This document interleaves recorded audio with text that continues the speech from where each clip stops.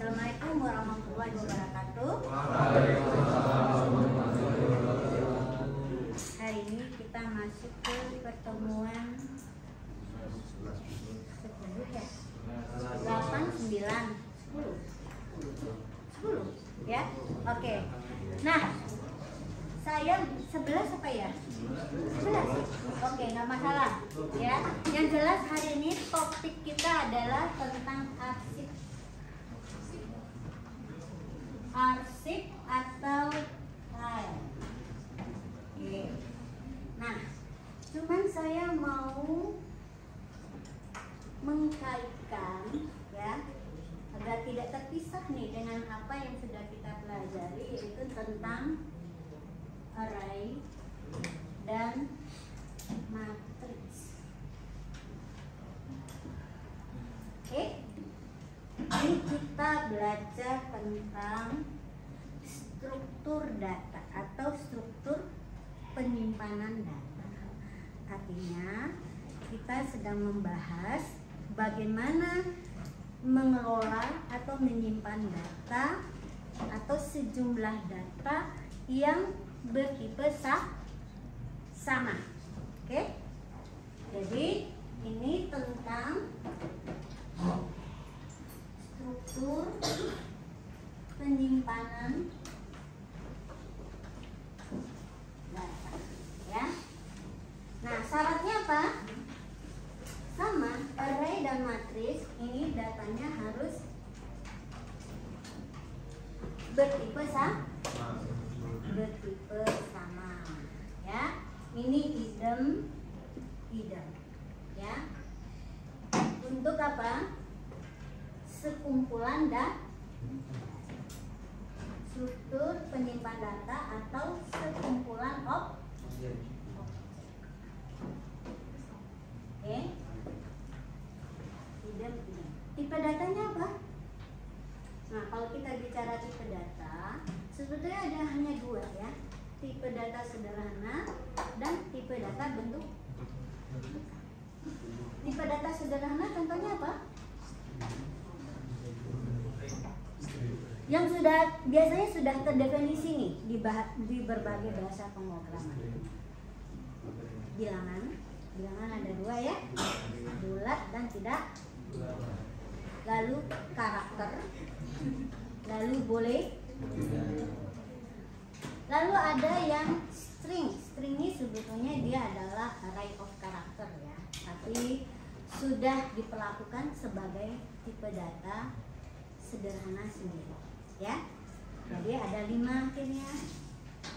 Nah, lalu yang kedua yang kita juga sudah belajar adalah bahwa pemrogram atau programmer itu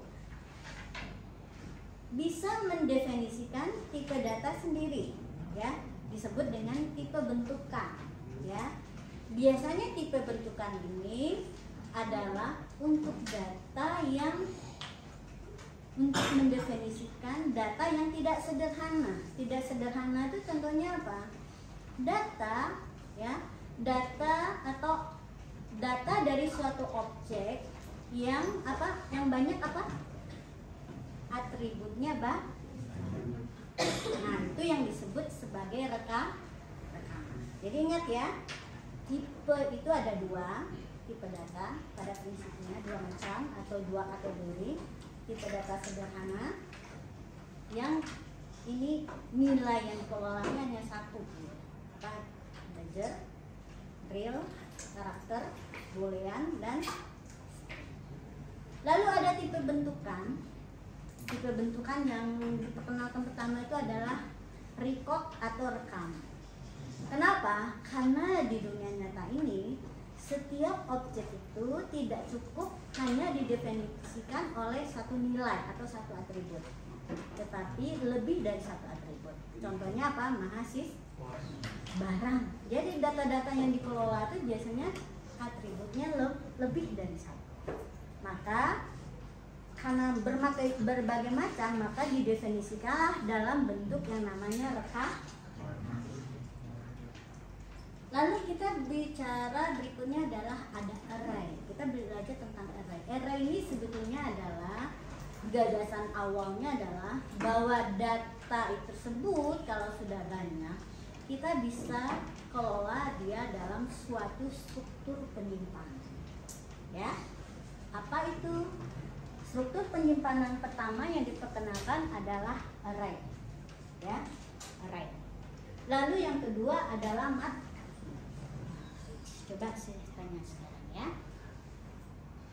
Apa beda array dan matriks sebagai struktur penyimpanan data ya? Nanti struktur ini bisa kita jadikan juga sebagai tipe bentukan. Artinya apa? Sebagai suatu tipe agar dia bisa apa? Kita bisa mendefinisikan variabel-variabel ya dalam pengelolaan datanya. Jadi kalau misalnya ada variabel yang bertipe sama, maka kita bisa jadikan array dan matriks ini. Ya. Oke, apa beda array dan matriks? Kalau array harus bertipe sama, kalau matriks bertipe idem. Sama itu tuh, bertipe bukan idem ya. Maksudnya bertipe sama. Ya, maksudnya idem ini sama dengan bertipe sama. Aduh, jadi salah pengertian ya. Nggak ada tipe idem ya. Bertipe sama. Ya. Ini adalah mutlak ya, karena kita menyimpan sekumpulan data yang bertipe sama. Struktur penyimpanannya bisa pakai array, bisa pakai matriks, bisa pakai array. Nah, sekarang yang saya tanya adalah apa beda array dan matriks? Masih ingat? Kalau array itu kan mampu menampung banyak nilai di satu garis gitu. Bukan banyak nilai, Beberapa nilai. banyak objek. Banyak objek. Ya, sama ya, banyak objek. Ya, cuman tadi ya, kalau objeknya sekumpulan objek. Objek ini ada yang tipe datanya sederhana, ada yang tidak sederhana. Yang sederhana contohnya apa? Kalau dia objek itu bertipe integer dan seterusnya. Nah, kalau yang bertipe tidak sederhana, contohnya yang dibentuk dengan rekaman. Apa aja contohnya? Rekaman mahasiswa lah, gitu kan? Rekam mahasiswa dan sebagainya. Nah, sekarang yang ini nih, kembali fokusnya. Apa perbedaan array dan matriks? Sebagai suatu struktur penyimpanan. Ingat ya, ketika data disimpan, dia perlu diakses kembali. Nah, setiap mengakses, bagaimanapun kita harus menunjukkan lokasi. Nah, sekarang coba jelaskan perbedaannya itu dari cara kita mengaksesnya atau cara kita menyimpannya. Dari itu kan perbedaan dari struktur datanya. Kalau matriks itu kayak kolom, tabel dan kolom, baris dan kolom. Kalau array ya kayak cuman kolom doang gitu. Ya, dia hanya satu dimensi. Pakai istilah dimensi aja ya. Jadi kalau array itu satu dimensi. Satu dimensi itu biasanya bentuknya linear, ya, linear, lancar, ya. Kalau dua dimensi seperti ruang kelas kita ini, ya, cara pengaturan meja. Meja kita ini dikelola di sini. Kalau kita lihat dia adalah dua dimensi. Karena apa? Ada baris dan kolom. Coba kamu sebutkan. Kamu ada di elemen yang mana? Baris dan kolomnya. Ini anggap nggak ada ya. Mulai dari sini. Baris pertama. Ini kolom pertama. Coba. Kamu berapa indeksnya? Baris ketiga, kolom baris ketiga, kolom kedua. Baris ini kedua, baris kolom nih. ketiga. Ini kesini baris kan? Oh gitu. Ya. Baris kedua, kolom ketiga. Oke, gitu ya. Jadi, ya, array dan matriks itu dibedakan dari apa? Dari struktur Struktur datanya. penyimpanannya yang sifatnya satu dimensi. Akibatnya apa? Butuh berapa indeks untuk mengakses elemen di dalam array? Tergantung. Kita tahu ya, cara pendefinisian array. Integer, kurung sikunya ada berapa? 2. Array.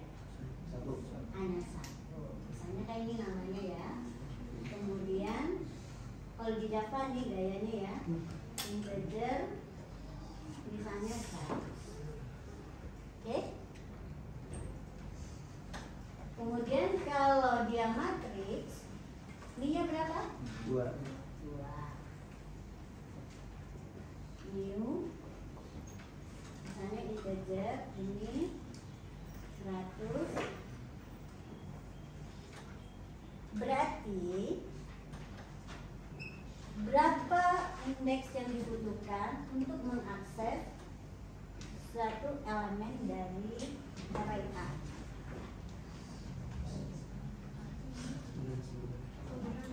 Cara mengaksesnya gimana?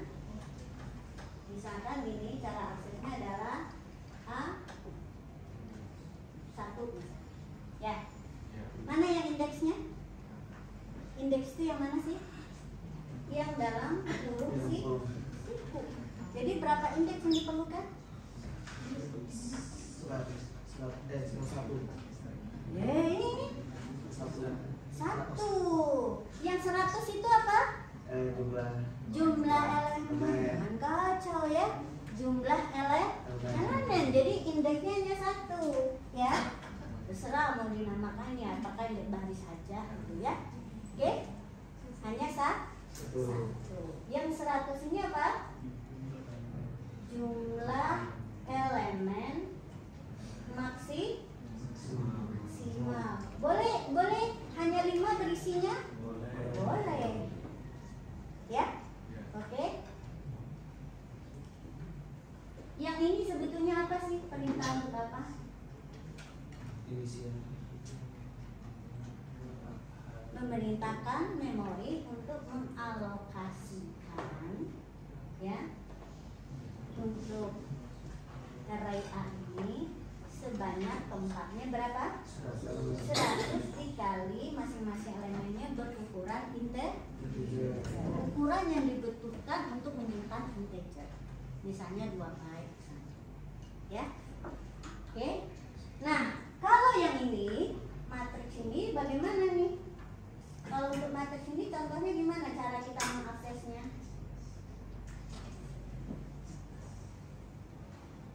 Butuh berapa indeks? 2. Jadi kalau untuk matriks ya yang dibutuhkan 2. Jadi jumlah indeks yang dibutuhkan untuk mengakses ya suatu bentuk array baik dari 1 dimensi, 2 dimensi atau n dimensi itu sesuai dengan dimensi. Ya. Oke. Jadi kalau 3 dimensi berapa indeksnya nanti? Ada 3. Ada 3 kurung sih. Dan biasakan ya yang di depan ini baris, ini kolom, ini mungkin kalau dia 3 dimensi tinggi misalnya atau apapun. Kalau ini adalah untuk X, Y, Z kalau di ruang ya. Kalau belajar geometri. Oke, sampai di sini paham? Jadi yang membedakan array dengan matriks apa? Struktur objek. Struktur objek atau dimensi dari objek. Ya, dimensi. Ya. Jadi dari sisi dimensi ya. Ini 1 dimensi. Ya. Ini 2 dimensi. Ya. Tersimpan di mana?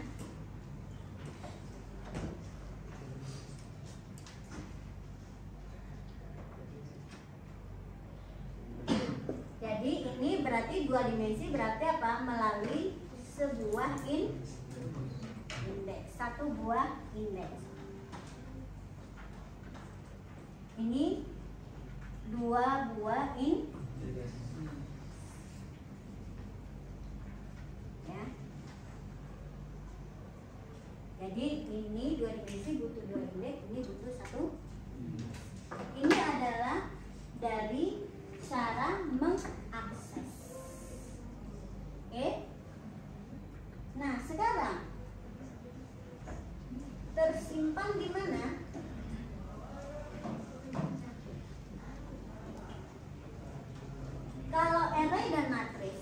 data kita tuh disimpan di mana sih sebetulnya?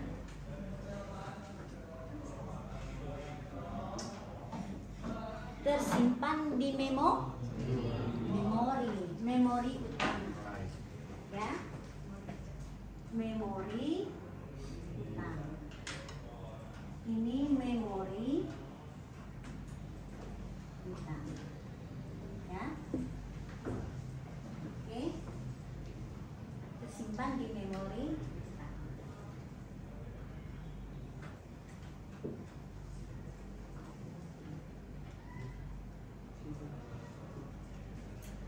Nah, masih ingat nggak bahwa ini menunjukkan apa tadi?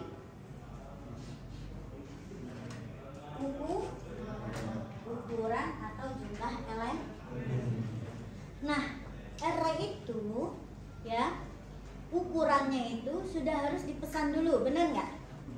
Ya, jadi sifatnya adalah statis, ya. Jumlah elemen tersimpan itu ada batas maksimal sesuai dengan ukuran yang harus dipesan dari awal. Jadi ini kita sebut dengan ukuran atau banyak elemen yang bisa disimpan. Ini relatif statis, ya, statis harus dipesan dulu, ya, dipesan di awal.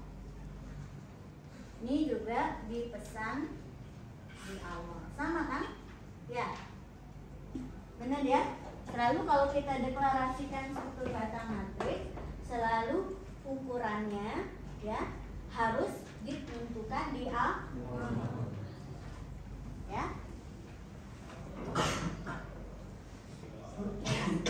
Nah, sekarang bagaimana kalau kita lihat antara array dan matriks persamanya banyak, ya? Benar? Ya. Dari 1 sampai 4 ini ya, saya ini sebut karakteristik, ya. Karakteristik pertama kita lihat dari sebagai struktur penyimpanan, ya, yaitu menyimpan data, kumpulan data yang seperti apa, yaitu yang bertipe sama. Kemudian dari cara akses, karena ini, ya, cara akses atau alamat, ya, alamat sebuah elemen itu ditentukan dari dimensinya. Kalau array ini karena satu dimensi ditentukan oleh indeksnya, satu indeksnya itu. Sedangkan kalau matriks karena dua dimensi ditentukan oleh indeks baris dan indeks kolom. Oke? Lalu dia tersimpan di mana sih? Nah, kalau baik array maupun matriks dia tersimpan di memori utama. Ya.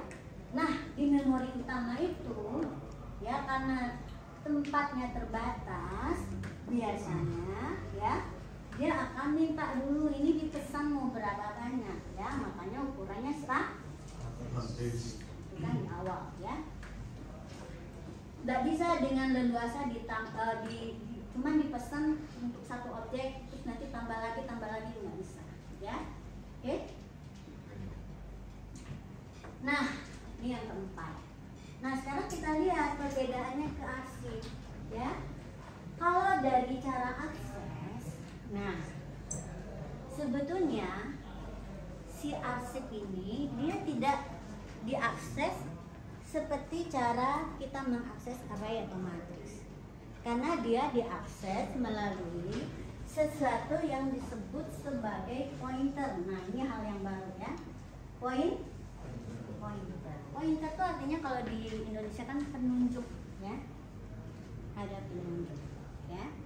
Oke, nanti saya jelaskan, ya, pas dibahas tentang file. Oke, nah ini, ya, pointer. Lalu tersimpan di mana sih? Kalau file itu tersimpan di memori sekunder, bisa disimpan di memori sekunder. Tersimpannya di memori sekunder. Oke. Nah, lalu dari sisi ukuran, nah cara kita mesan tempat di memori, nggak ada sih pesan tempat di memori, ya. File ini adalah setiap kita mau menyimpan data, yang bertugas di sini adalah sistem operasi nanti ya, yang akan berinteraksi dengan media penyimpanan sekunder. Nah, selama ya tempat di mana kita akan menyimpan file tersebut masih tersedia, berapapun data yang mau kita tambahkan dia bisa, ya. Oke, dia, dan ini kita sebut sebagai dinamis. Ya, batasannya adalah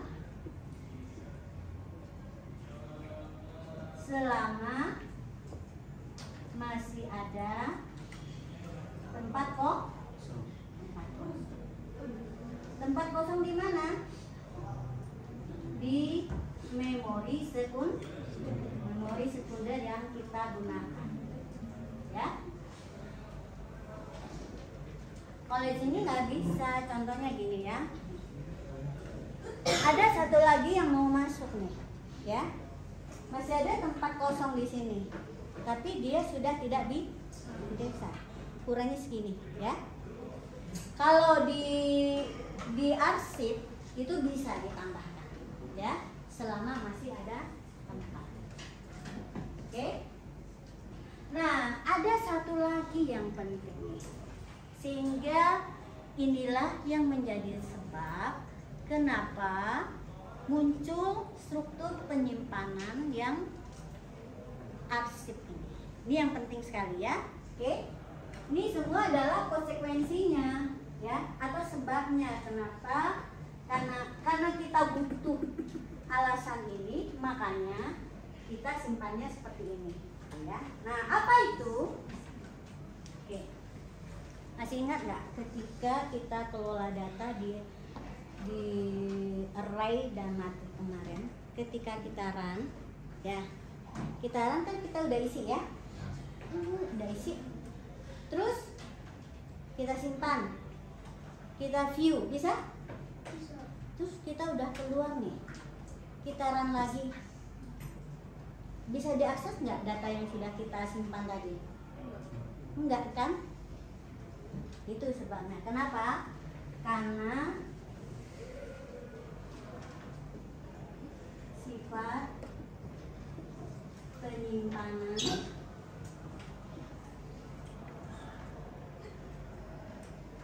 ini adalah tempo.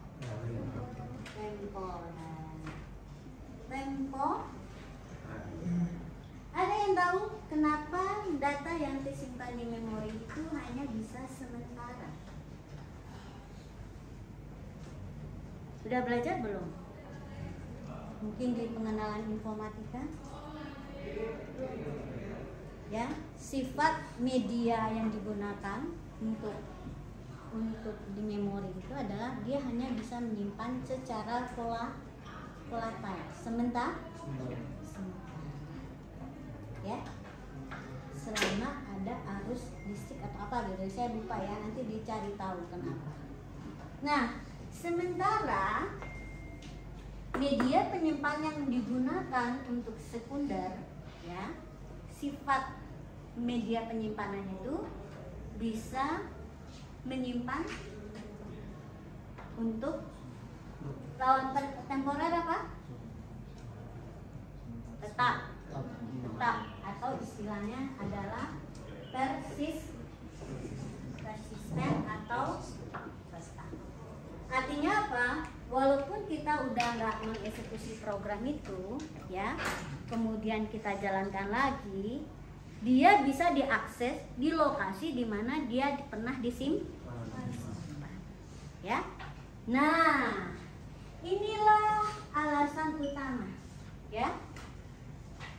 Kenapa akhirnya kita perlu menyimpan data di arsip. Kenapa? Karena kita ingin data yang sudah kita entrikan itu bisa diakses kembali. Kalau kita simpan di RAID matrix, nggak bisa, nggak ada cara untuk bisa mengaksesnya kembali kalau program kita sudah terminate, ya, atau tiba-tiba lampu mati, ya, dia belum disimpan gitu ya, tidak bisa, ya. Oke, karena apa? Karena karakteristik memori utama itu seperti itu, ya, hanya menyimpan secara temporer. Terus ukurannya. Nah, 1. Oke ya, cukup deh 5 ini ya. Sebetulnya kalau diturun-turunkan masih bisa lagi.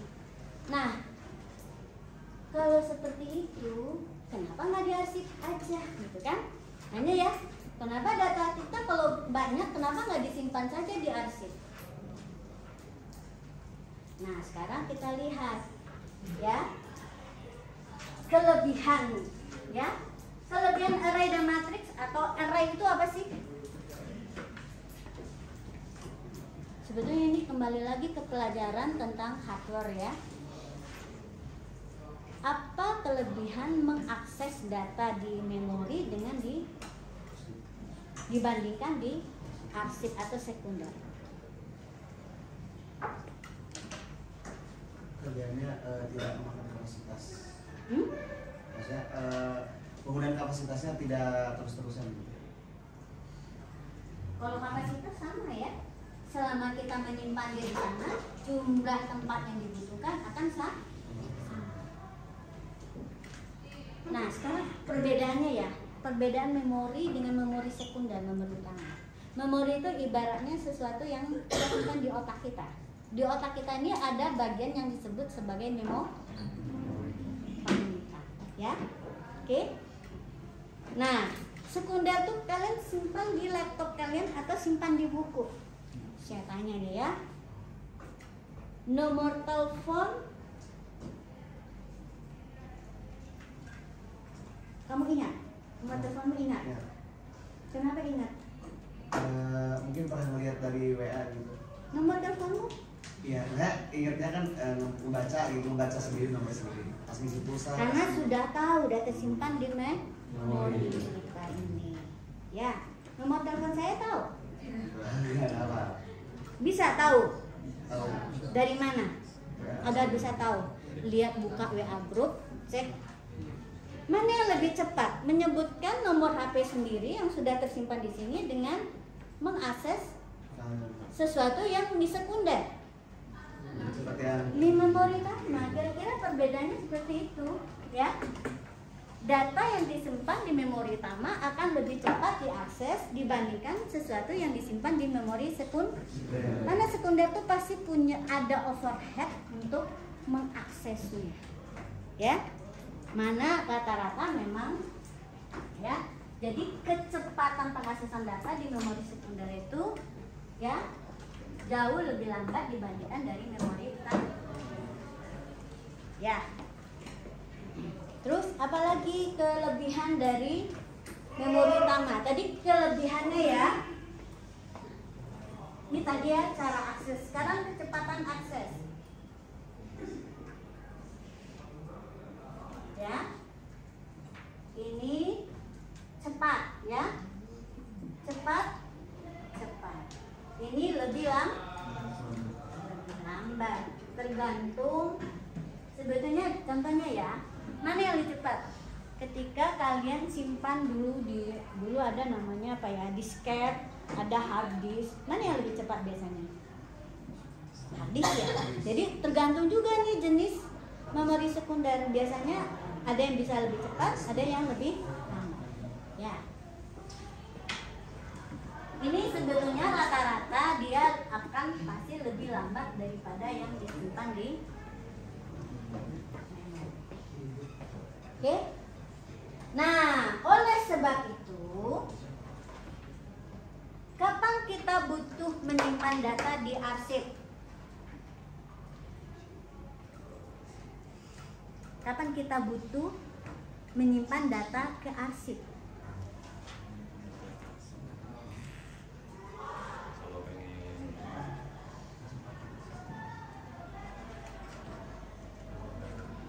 Sesuai dengan kelebihannya tadi. Kelebihannya apa tadi? kita ingin data kita itu tersimpan secara persisten, dapat diakses kembali kapanpun. Ya, oke? Ya. Nah, kalau begitu, kenapa kita perlu simpan di array juga? Nah, ini kembali ke kelebihan dari struktur data yang tersimpan di memori. Ya, dia harus bisa diakses secara cepat. Kapan itu? Kalau kita ingin melakukan komputasi terhadap data tersebut. Ya, ingin melakukan manipulasi terhadap data atau sekumpulan data tersebut, maka data tersebut perlu kita simpan ke memori. Nah, di load dulu ke memori. Kalau dia sudah tersimpan di sekunder, di load dulu ke memori. Atau kalau dia nggak pernah disimpan di sekunder, langsung diinputkan ke memori melalui struktur data yang sesuai. Gitu ya? Oke? Jadi perbedaannya hanyalah kalau kita simpan dia di arsip, kenapa? Kita ingin dia tersimpan untuk jangka panjang.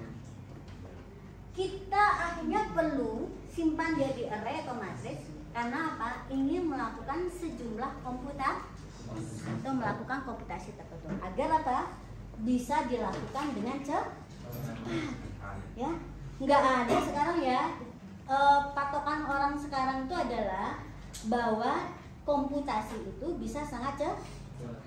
Bandingkan ya dulu kita mengakses, sekarang sosial media kan ukuran datanya besar-besar, ya. Dan itu pasti ada komputasi tertentu yang diperlukan, itu pasti dilakukan di array otomatis. Nah, cuman data-data tersebut harus tersimpan juga untuk jangka lama, makanya dia juga tersimpan di hard. Oke, udah paham ya? Sekarang kita lihat dari buku, ya, penjelasan dari buku. Ini saya ringkas, boleh foto agar kalian mudah, ya. Ingat lama tentang ini, ya. Jadi kenapa ada arsip, ada array, ada matriks? Kenapa? Karena ini kita perlu struktur penyimpanan untuk sekumpulan data. Data itu disimpan pasti adalah untuk perlu namanya komputasi. Maka perlu disimpan di dalam bentuk array atau matriks. Nah, mana yang dipilih? Array atau matriks? Tergantung struktur natural datanya seperti apa. Contohnya untuk image itu dalam bentuk 2 dimensi. Nah, jadi cocoknya adalah dalam bentuk matriks. Graf, kalian sudah belajar graf? Graf itu bentuknya dia juga cocoknya untuk 2 dimensi, ya. Gitu? Misalnya tabel itu dalam bentuk 2 dimensi. Cocok, ya, gitu ya. Kalau akan dilakukan komputasi. Terus arsip, pastilah kalau data-data itu tidak cukup dikomputasi tapi bisa diakses kembali.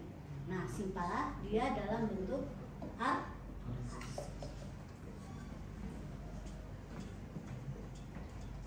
Belum nyalakan ya, sebentar.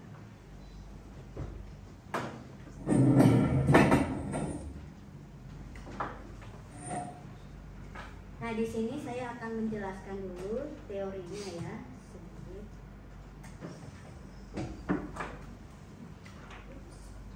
Saya jelaskan ringkas saja, ya. Apa yang perlu kita bahas? Nah, sekarang saya hanya membahas khusus tentang arsip ya. Setelah kalian tahu perbedaan antara arsip dengan array atau matriks.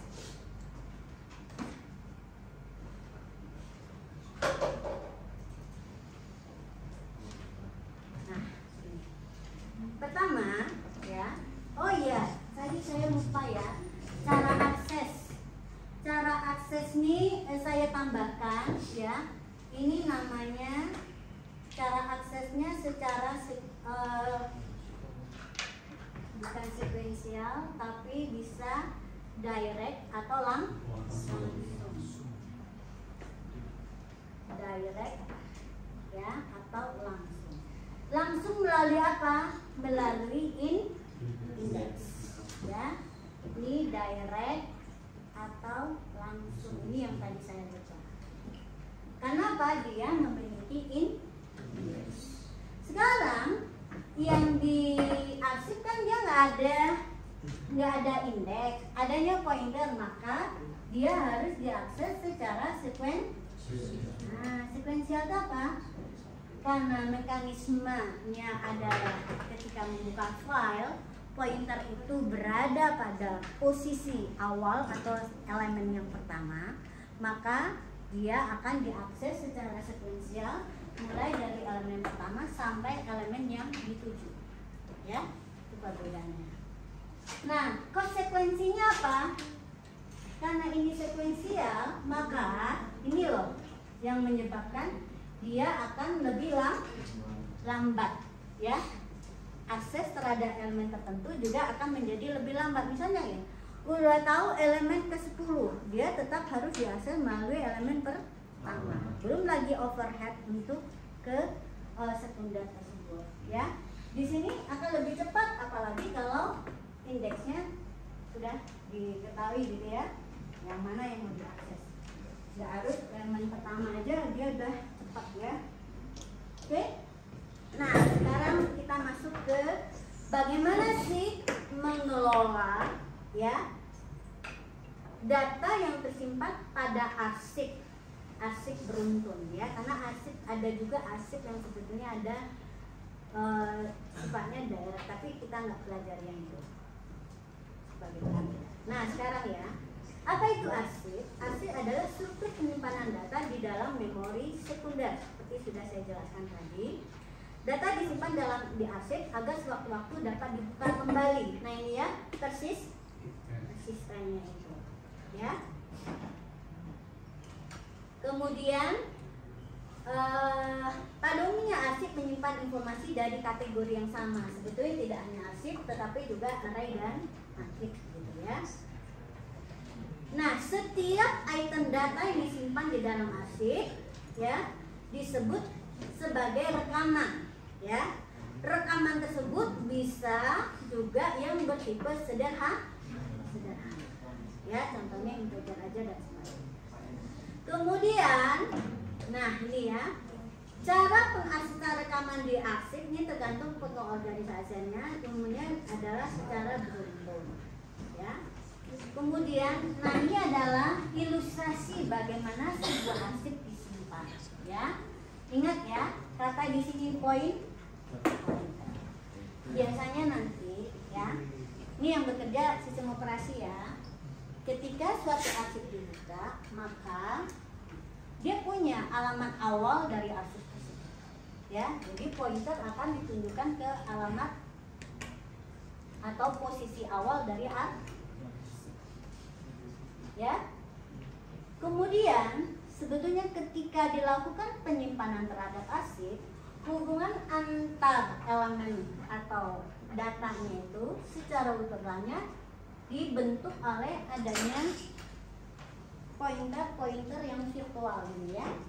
Nggak benar-benar ada tanda panah ya, tapi membuat ya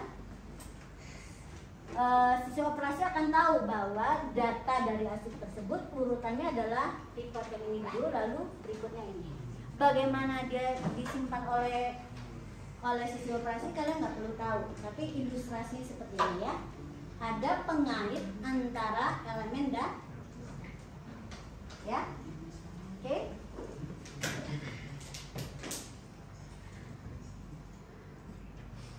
Nah, sekarang bagaimana sih suatu arsip didefinisikan di dalam algoritma atau program? Sekarang kita pahami dulu ya, arsip ya, dia adalah sekumpulan data ya, sekumpulan elemen data di mana setiap elemen datanya kita sebut sebagai rekam ya. Yang penting di dalam arsip, karena dia tidak ada ukuran Jadi ini jumlahnya ini tidak tetap ya. Jumlahnya ini nanti adalah sebanyak yang disimpan. Oke? Sebanyak yang disimpan. Yang akan tercatat nanti adalah alamat pertama di mana dia disimpan di memo. Oke? Ada pointer yang menunjuk ke posisi awal dari arsip.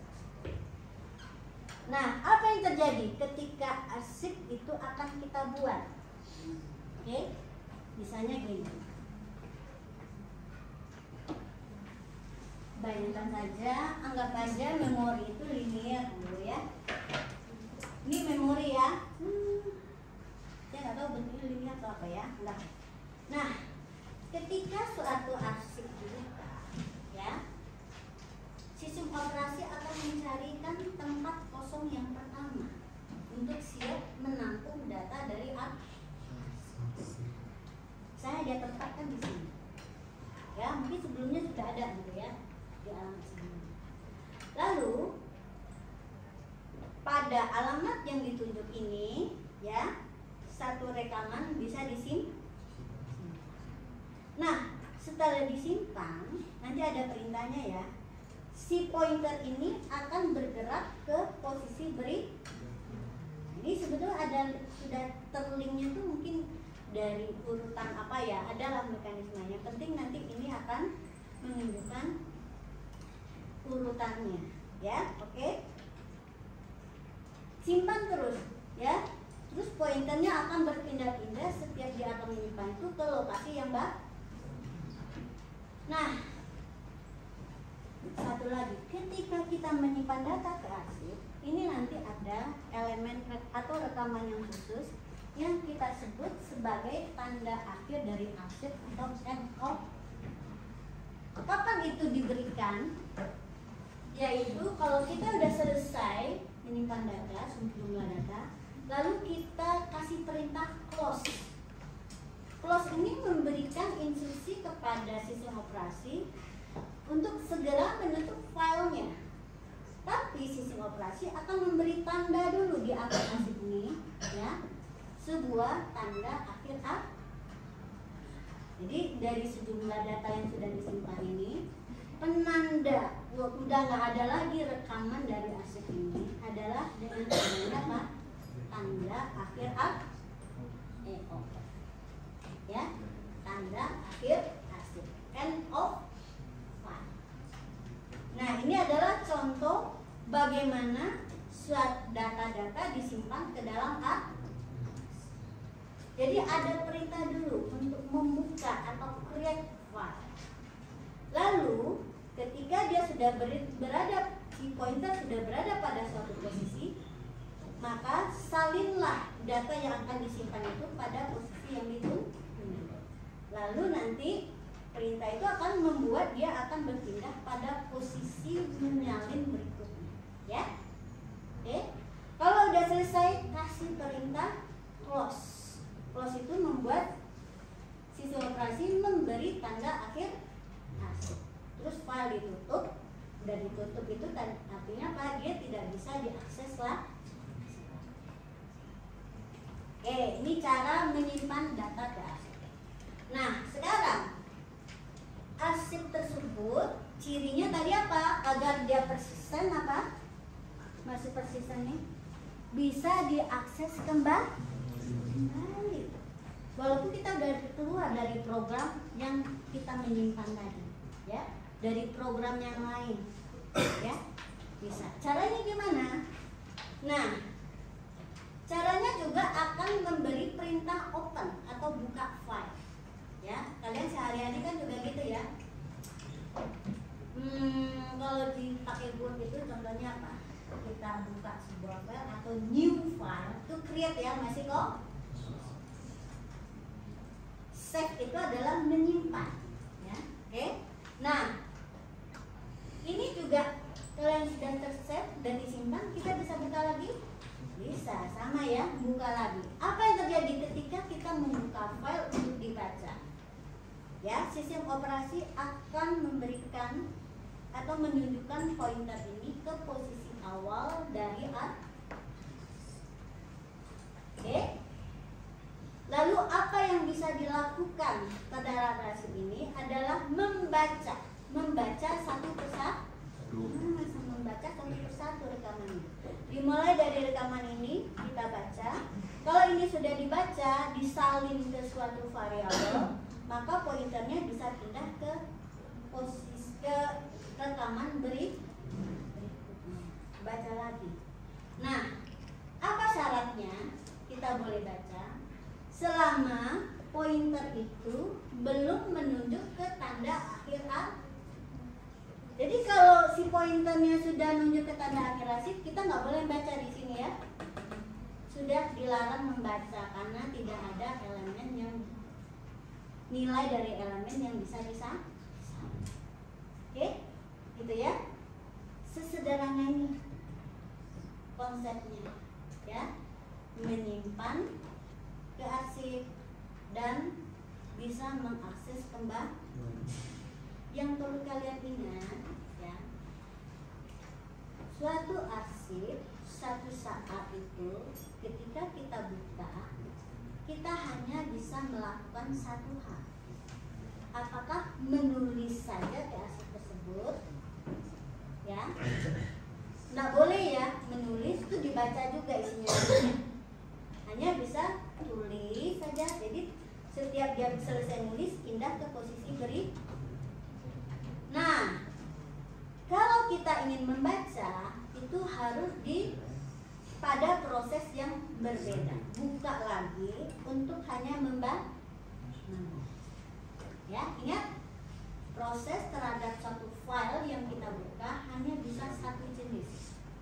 Menyimpan rekaman atau membaca data rekaman yang sudah tersimpan. Ya, udah ini panjang penjelasannya, jadi saya lebih suka menjelaskan seperti itu, ya. Nah, kapan kita care dengan tanda EOF? Adalah berarti ketika membuka arsip tersebut untuk dibaca atau diakses kembali. Ya, kenapa? Dia diberikan ketika dia ditulis. Oke, nah sekarang apa yang perlu kita lihat nih? Cara pendeklarasian. Ingat, setiap tipe data atau cara data disimpan pasti ada notasi algoritma atau notasi di bahasa pemrograman yang akan mengakomodir. Nah, ini contohnya, ya. Kalau arsip dideklarasikan sebagai suatu variabel, ada keywordnya, nanti ada di sini file of, terus tipenya itu ya. Jadi yang wajib ketika kita deklarasikan arsip bisa sebagai variabel atau bisa sebagai tipe dulu, ya, kita bentuk sebagai tipe bisa, atau langsung sebagai variabel juga bisa. Yang perlu kita deklarasikan apa? Tipe dari rekaman. Nggak ada indeks ya, nggak ada ukuran. Oke, paham? Oke, kita lanjut ya. Nah, alternatifnya bisa dibentuk dulu sebagai tipe. Kalau saya lebih suka seperti ini ya. Kalian biasakan kalau ada file dengan tipe tertentu, bentuk dulu arsip itu sebagai tipe. Nah, bisa tadi ya, kalau dia juga bisa bertipe integer, juga bisa bertipe karakter, bisa juga bertipe record. Nah, kalau dia bertipe record, pastikan kita sudah mendefinisikan tipe data record tersebut. Oke, berarti apa? Butuh, kalau di Java butuh 2 kelas. Kelas untuk tipe recordnya dan kelas untuk tipe arsip. Ya, oke. Nah, ini contoh. Kalau teks, file teks contohnya Word ya, struktur Word atau apa ya, untuk yang sifatnya adalah kita mengelola dokumen. Biasanya itu adalah file of karakter, ya. Ini sama saja, nanti kita latihan untuk ke Java. Nah, sekarang nih, ya, bagaimana data disimpan di arsip, ya. Ingat, pasti ada ada untuk record tersebut dipesan tempatnya sesuai ukuran. Nah, ini adalah contohnya ya. Arsip dengan berapa elemen ini? 3 ya. 1, 2, 3. Kalau saya lebih suka visualnya seperti ini. Kalau dia record, nah gini. Sebetulnya di memori memang gitu, karena satu selnya itu ada ketentuannya ya cara penyimpanan. Tapi ya ini kan cuma ilustrasi ya, ya. Yang penting nanti apa? Arsip itu ada tanda akhir arsip. Ya, di sini disebut sebagai map ya. Oke, sebagai map. Penanda akhir dari arsip. Nah, sekarang kita ini yang paling penting lagi ya, fungsi pustaka.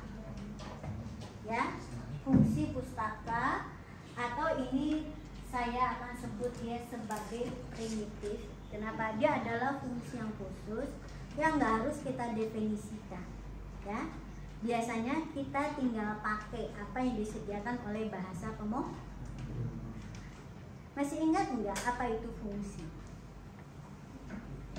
Fungsi atau prosedur? Kegunaan. Fungsi itu buat pengguna boleh ya, fungsi atau prosedur. Fungsinya untuk apa dulu Bu ini tuh? Penjelasan. Fungsi atau prosedur itu apa sih?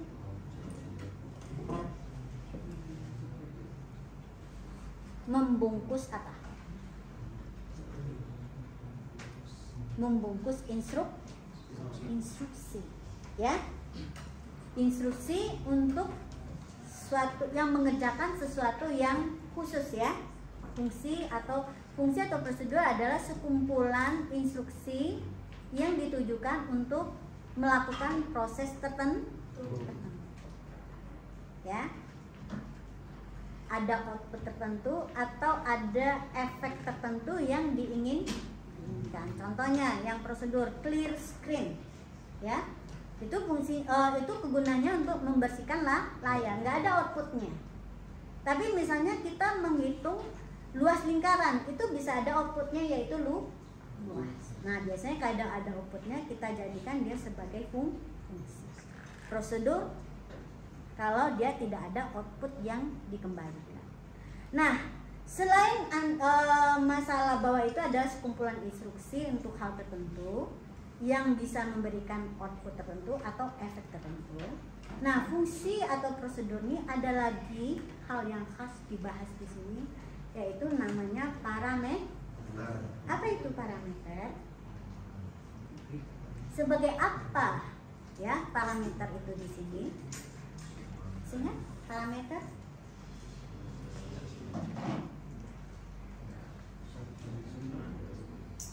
Parameter itu biasanya kan di dalam instruksi itu ada nilai-nilai yang kita manipulasi. Nah, baik dia sebagai input maupun output, biasanya itulah yang menjadi parameter. Ya, sesuatu yang akan dilewatkan, yang akan mempengaruhi pada hasil yang kita proses. Nah, jadi di sini untuk arsip beruntun ini ada sebetulnya 5 primitif atau 5 fungsi pustaka yang akan diperlukan, dan kita nggak perlu tahu ya, nggak perlu tahu apa aja isinya, cuman kita ingin ini aja spesifikasinya yang kita perlu tahu ya. Yang pertama adalah, ini saya hapus dulu ya.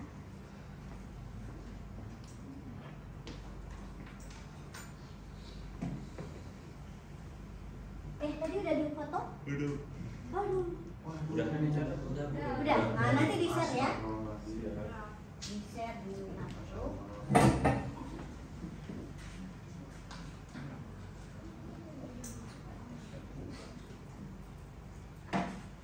Nah, ini.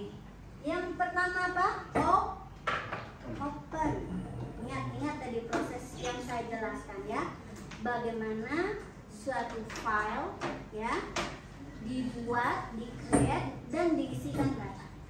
Nah, 5 primitif ya, atau fungsi dasar untuk kelola arsip. Ya, pertama apa? Open. Oke. Apa yang akan mempengaruhi proses dari open ini? Parameternya ada dua. Pembedanya ada dua. Yang pertama adalah nama arsip. Yang kedua adalah kode operasi. Ya, ini. Ya. Jadi kalau kita membuka arsip, tentukan nama arsipnya. Ya. Nama arsipnya apa? Lalu kode. Kodenya apa? Karena tadi ya, suatu arsip itu dia hanya bisa kita lakukan dua hal terhadapnya. Mau dibaca atau mau ditulis. Jadi di sini kita tentukan kodenya. Misalnya kalau satu itu arsip dibuka untuk dibaca atau untuk diakses kembali, ya. Sedangkan kalau dua artinya arsip itu dibuka untuk kita bisa melakukan penyimpanan data atau perekaman data, ya. Oke. Jadi nanti apapun bahasa pemrogramannya, pastilah parameter untuk membuka arsip itu dua, ya. Dan kita tentukan nama hasilnya dan operasi apa yang mau dilakukan terhadap arsip. Ya, dua ya, ini. Lalu yang kedua, ini contoh sintaks di algoritmanya seperti ini. Nanti di Java beda ya, nanti kita lihat. Ya. Open, nama file dan kodenya. Ini dibuka untuk dibaca. Ini. Yang mahasiswa pilihnya apa? Nama variabel yang bertipe arsip. Ya, oke. Sekarang, nah ini adalah operasi yang bisa dilakukan terhadap arsip. Ya, fread. Nah nanti juga ada namanya fwrite. Ya, oke. Fread dan fwrite. Fwrite. Oke. Fread dan fwrite ini adalah operasi yang bisa kita lakukan setelah arsip dibuka. Ya. Hanya bisa dilakukan setelah arsip dibuka. Perbedaannya, fread itu melakukan apa? Membaca apa yang ditunjuk oleh poin. Jadi fread ini dipasangkan kalau opennya kode operasinya adalah untuk membaca. Oke? Sedangkan fwrite dilakukan kalau kode operasinya adalah untuk menulis. Dan ini dilakukan terhadap apa? Pada posisi poin. Ya, pada posisi pointer yang sedang menunjuk, gitu ya. Oke. Nah, apa parameter yang diperlukan? Minimal di sini dia ada nama variabel record, ya. Nama variabel yang bertipe record. Ya, kenapa? Fungsinya fread-nya apa? Menyalin apa yang ditunjuk oleh pointer. Sebetulnya satu lagi ini harusnya adalah nama variabel, ya. Nama variabel penunjuk, ya. Penunjuk ke arsipnya, ya.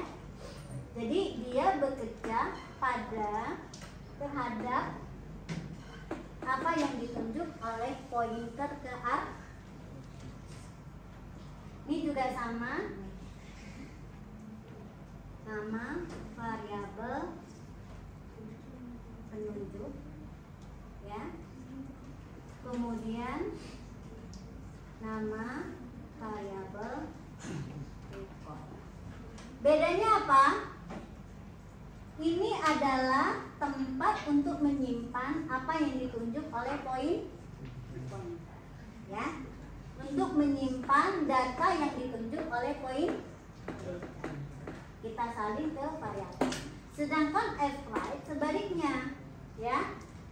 Pada posisi pointer ini yang ditunjuk oleh pointer, kita salin apa yang ada di dalam variabel. Ya. Jadi ini adalah apa yang akan kita salin ke dalam file. Sedangkan ini apa yang ditunjukkan oleh variabel pointer itu disalin ke sebuah variabel. Ya. Agar bisa kita lakukan apapun, misalnya ditampilkan ke layar, dihitung dan sebagainya. Ya. Oke, sebetulnya kuncinya ini aja sih, pemahaman antara 2 dan 3 ini. Ya, yang keempat adalah close, cukup nama arsi. Ya, close ini nanti ada 2 hal ya. Ketika kita buka dia tadi untuk dibaca, close ini hanya menutup aja, ya.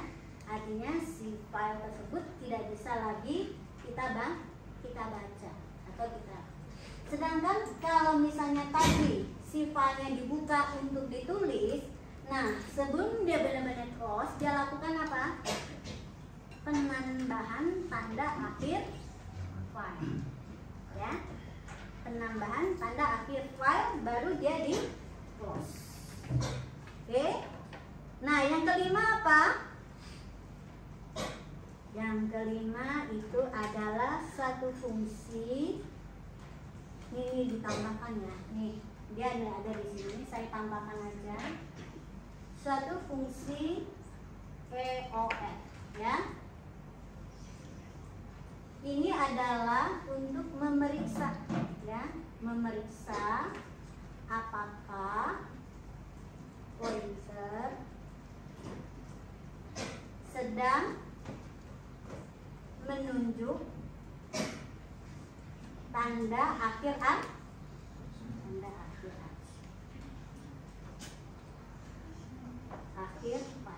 perlu variabel, iya, jelas nama pointernya. Itu habis ya. Ini nama poin, nama variabel.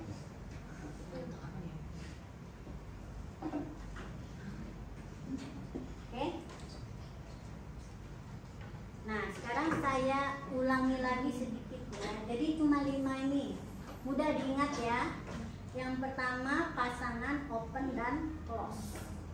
Ya. Open dan close ini akan dilakukan sedikit yang berbeda sesuai dengan tujuannya. Antara kalau untuk membaca saja atau untuk menu, mana yang lebih rumit? Lebih rumit menulis ya. Kelihatan menulis. Sama aja sebetulnya. Cuman si ini akan terpasang sendiri. Kalau dia kode operasinya adalah dibuka untuk dibaca, maka ketika di close dia close biasa. Sedangkan kalau dia ditulis oleh sistem operasi sebelum di close, dia akan diberi tanda akhir Oke, saya buka di sini dulu. Nah ini ya. Misalkan ini adalah, tadi saya sudah contohkan ya. Kalau membuka untuk ditulis, posisinya akan ditempatkan pointernya setelah observer itu adalah pada posisi kosong yang pertama. Isi, terus, nah dia nggak akan terisi. Open itu hanya berfungsi membuka, memberikan si penunjuk pada posisi A. Nah, yang membuat membaca apa? F-read itu akan menyebabkan apa yang ditunjuk oleh pointer disalin ke sebuah variabel. Ya. Lalu setelah disalin, pointernya pindah ke posisi yang beri. Nah, posisi atau ke rekaman yang berikut. Ya. Nah, syaratnya apa? Hati-hati sebelum kita F-read, cek dulu apakah yang ditunjuk oleh pointer ini tanda akhir dari file atau bukan. Ya. Jadi kalau untuk membaca file itu ada 4 primitif yang kita gunakan. Pertama apa? Open. Yang kedua cek EOF. Yang ketiga fdate. Yang keempat close. Ya. Nah, kalau kita ingin menulis rekaman ke dalam arsip, yang pertama kita lakukan harus open. Open membuat situ operasi menunjukkan posisi awal di mana rekaman bisa dilakukan. Lalu kita bisa melakukan apa? F-write, ya. Setiap F-write posisi pointer akan terus berpindah. Lalu yang terakhir apa? Close. Ya, close itu menyebabkan sisi operasi akan memberi tanda EOF dan menutup file. Oke. Nah, sekarang kita lihat ya. Seperti apa sih algoritmanya? Ibu ini ribet banget tadi menjelaskannya banyak ya. Oke, kita lihat nih. Nah, ini ya. Kita lihat algoritmanya. Kalau algoritma berarti kita belajar bagaimana mendefinisikan. Nah, ini ya. Mulailah dari membuat. Kenapa dari membuat? Biar kita tahu bagaimana si arsip itu bisa ada ya di dalam file, di dalam media penyimpanan sekunder. Nah, ini ya. Kita ambil satu contoh template paling sederhana.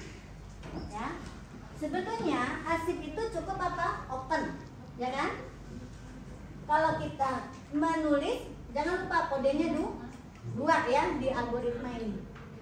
Lalu ini sebetulnya nggak perlu, ya, nggak pakai pengulangan nggak apa-apa. Yang penting ada F-write, ya. Ingat F-write kemana? Ke nama filenya. Ini nama filenya ya, variabel file. Lalu apa yang mau di write? Kalau ini tipenya integer, boleh angka, ya. Angkanya didapat di mana? Boleh ini langsung diisikan atau diambil dari nilai yang lain. Contohnya diambil dari pencacah, boleh ya. Yang pastikan adalah rekaman ini sesuai dengan tipe dari arsip. Oke. Nah, kalau kita nggak mau, misalnya kalau kita udah tahu kita cuma mau tulis 2 buah data, berarti nggak usah pakai pengulangan, langsung aja F-write build 1, F-write build 2, boleh kan? Boleh, langsung close. Ya, yang penting nanti ini wajib ada close. Kalau tidak apa? Arsipnya nggak ada penanda. Akibatnya apa? Ketika dibuka bisa error. Kalau tidak ada tanda akhir dari arsip.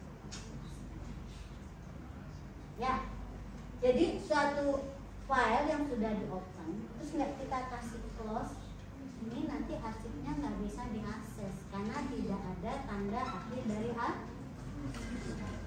Ya, oke, ini ya. Jadi kenapa ada pengulangan? Karena kita ingin menyimpan sebanyak n elemen. Nah, contoh berikutnya, kalau ini adalah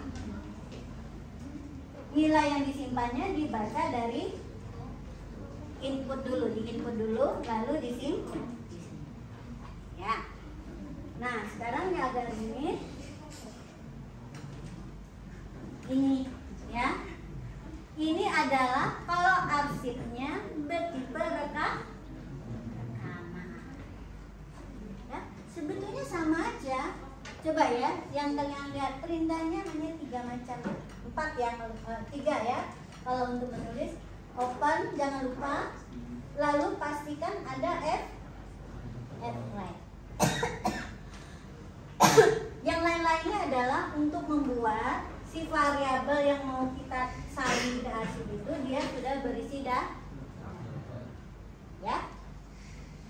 Jadi open lalu F-write. F-write-nya sebanyak berapa? Sebanyak data yang disimpan. Kalau ini banyak, boleh kita pakai pengulangan, ya. Jadi di sini nggak wajib ya. Beda dengan yang array dan apa? array dan matrix, ya ada traversal khusus kalau kita memproses semua elemen datanya. Karena elemen datanya pasti, kita biasanya pakai pengulang. Kalau ini kan nggak pasti, ya bisa jadi tidak perlu ada pengulangan. Misalnya gini, ya menambah ke arsip itu hanya satu data, jadi nggak perlu pakai pengulangan, ya. Oke. Nah, jangan lupa ada close, ya. Nah, sekarang saya perlihatkan contoh berikutnya. Bagaimana kalau untuk membaca arsip? Syarat membaca arsip itu apa? Arsipnya sudah ada. Boleh kosong, boleh tidak, boleh berisi data, ya. Minimal arsipnya sudah ada, artinya pernah di-create. Misalnya gini ya, kalau tadi saya gini aja isinya. Nah gini ya, kalau isinya cuma ini, open langsung close, bisa nggak?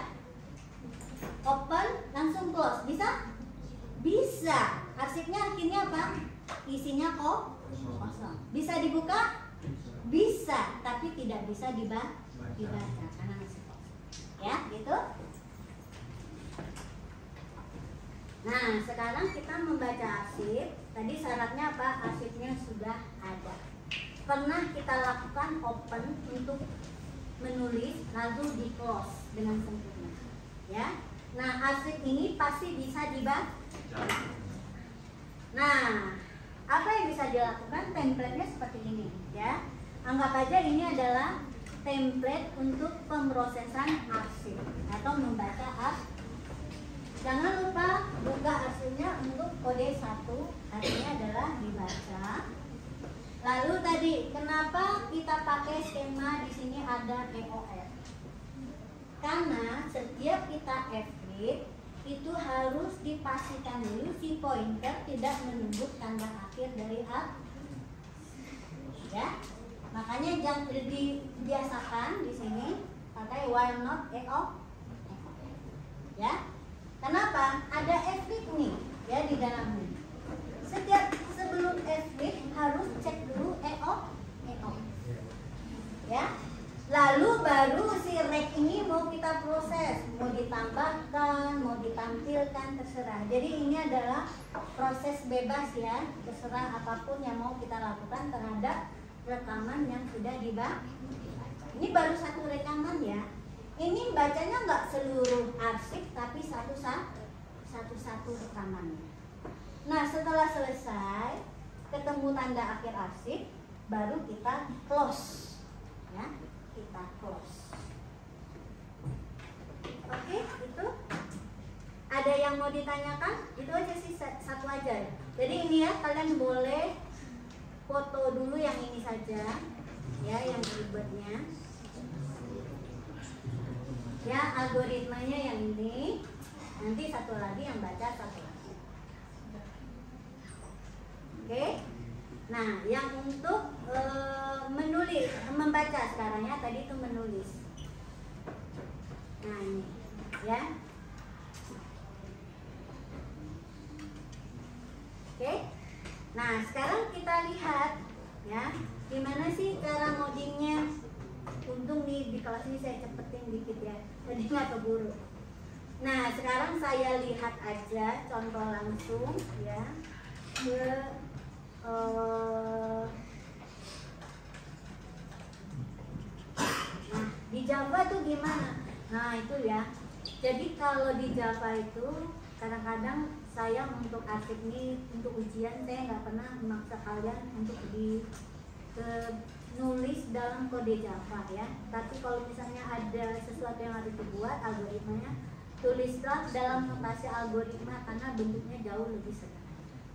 Coba kalian lihat nih di Java, ribet sekali, ya, ribet ya. Nah kalau seperti ini coba saya ingin tahu ini file kita ini bertipe apa? Bisa nggak mengira-ngira kalau kalian diberikan source code, ngerti nggak ini apa? Tidak mengerjakan apa? Save to file, kira-kira apa yang dikerjakan ini? menyimpan ke file, ya. Mulai dari create object, create filenya sampai rekamannya tersimpan dan ditutup, ya. Kita lihat ya. Ini saya kecilkan sedikit biar lebih leluasa. Ini perpindahan agak susah. Nah, panjang ya. Kekecilan ya, ya udah separuh ya. Ini kelihatan?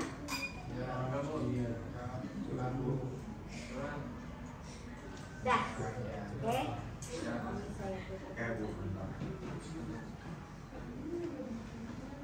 Oke, ya. Mulai dari sini aja. Kan tadi sederhana ya, algoritmanya sederhana. Saya coba buat ya di sini, di samping sini. Tapi kalian perhatikan ya, perhatikan sintaknya. Sintak di Java tuh rumit jadinya, ya. Di C aja nggak serumit ini, di Java rumit. Kebetulan saya kasih rekamannya yang bertipenya juga agak rumit ya. Oke. Menulis ke file ya. Menulis ke file ya. Pertama apa? Open. Misalnya ini nama filenya ya. Kodenya adalah ya. Kemudian for misalnya i sama dengan 1 2 3. Nih saya gaya ini aja ya, gaya algoritma aja ya. Do ya, input x, lalu saya simpan ini sebagai pakai apa? Perintahnya read atau write? Write ya, menulis. Write f x. Ya, ini kalau tipenya adalah kalau gini aja. Saya punya misalnya rekaman ya. R saya isi input. Nah, oke, input R titik name misalnya 2 ya, R titik nama. Oke. Berarti apa? Kita simpan si R. Ya. Berarti ini adalah file of record ya. Lalu setelah itu kita tinggal sederhana kan? Ya. Nah, sekarang untuk yang menampilkan. Open juga.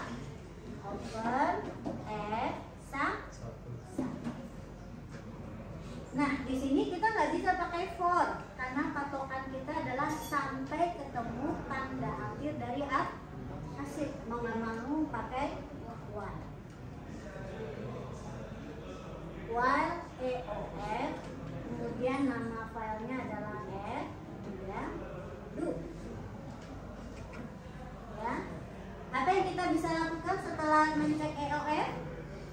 F read atau write? Read. Read.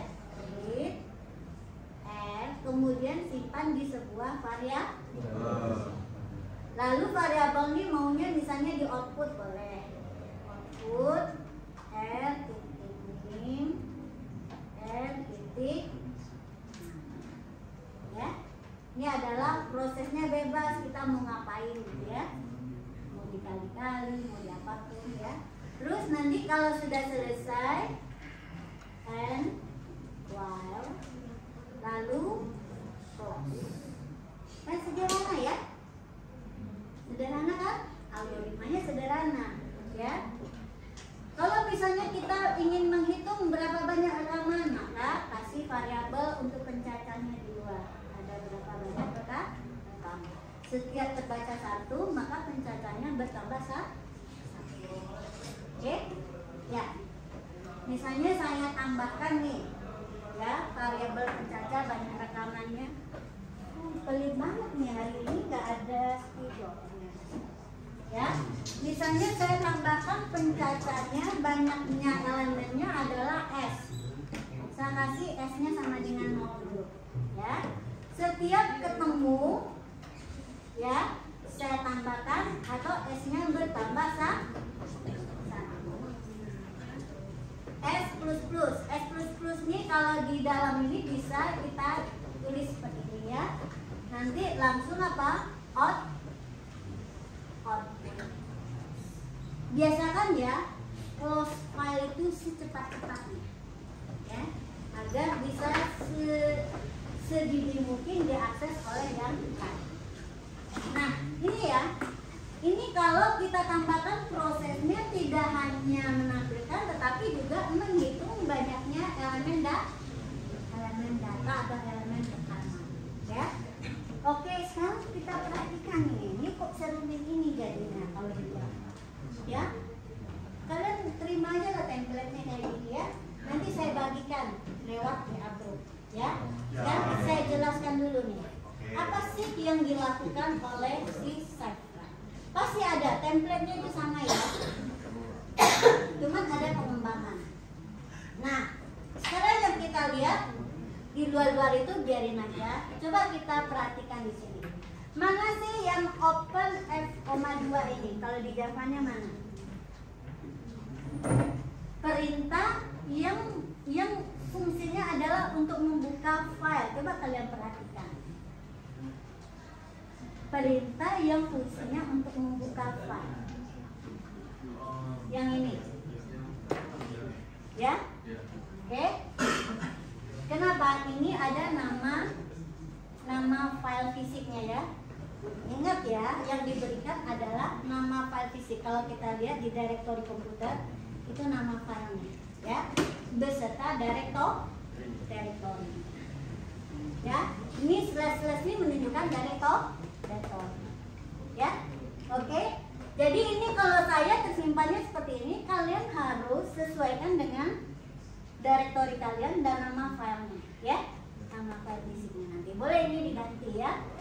Oke, tapi sintaknya terima aja ini ya, terima aja. Lalu yang menunjukkan dia koma 2-nya mana kok Bu, cuma satu parameternya. Parameternya 2 ini. Yang satu lagi apa? Tersimpan di nama perintahnya. Jenis perintahnya yaitu di sini adalah untuk output atau untuk menuliskan.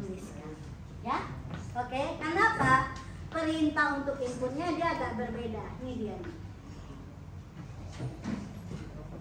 Object input string. Jadi dua ya, dua pembeda dari perintah fungsi ini ada nama filenya dan untuk apanya terpenuhi. Ya, itulah ya yang di sini kita tulis dengan sangat ringkas. Di Java menjadi ribet. Terus yang kembali ke atas ya. Oke, jadi kalian fokus di sini. Ini adalah perintah untuk apa? Untuk membuka file. Sedangkan ini adalah pointer, sehingga kita inisialisasi dulu dengan 0 nih, ya. Pointer itu inisialisasinya bukan 0 ya, tapi 0. 0 itu artinya apa? Dia tidak menunjuk kemanapun, ya. 0. Ya, jadi ini pasangannya ya. Kenapa? Karena dia adalah sebuah fungsi yang mengembalikan pointer ke file. Ya, ini kalian pakai aja karena inilah sintaks dalam Java. Lalu ini apa? Ini saya nambah keribetan. Sebenarnya buffer regionnya tahu, ada yang tahu? Kalau di Java itu, apalagi kita akan menyimpan di file, itu kan ada stream atau aliran data. Ini sebaiknya pembacanya kita nggak pakai, kalau stream itu kan bisa pakai next aja ya. Ya, next turun. Nah, kalau udah kayak gini stream ini amannya kita baca dia melalui apa? Pakai buffer ini, ya. Oke. Nah, jadi lebih aman ya. Oke. Nah, di sini ini adalah karena saya akan membaca atribut-atribut dari si customernya. Customer tuh ada atributnya, ada nomor rekaman, ada nama, ada apa lagi yang semua tipenya adalah string.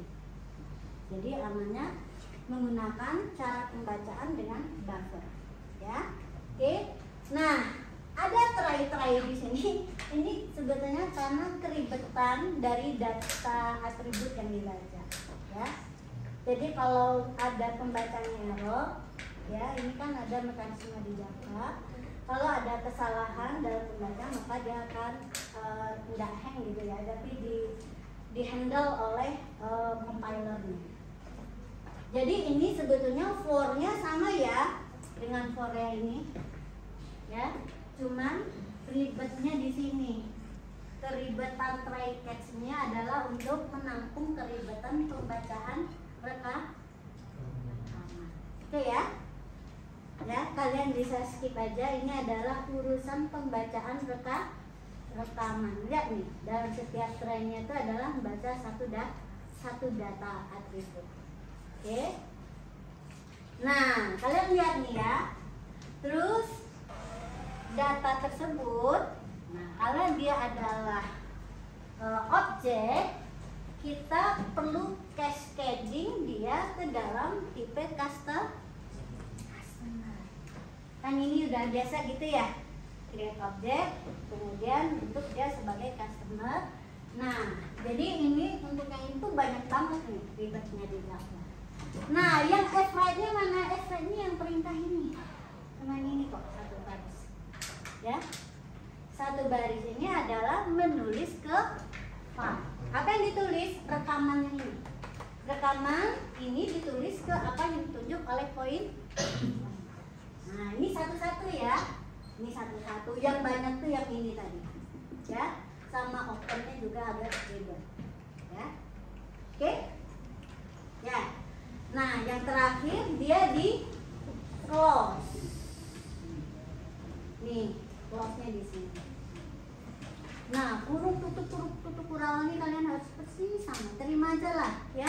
Terima aja nanti ya.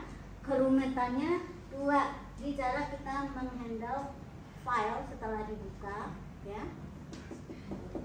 Terus kenapa ada try catch ini? Kan ini mekanisme exception handling di Java. Jadi kalau ada sebuah file itu ada kemungkinan pas kita buka itu gagal.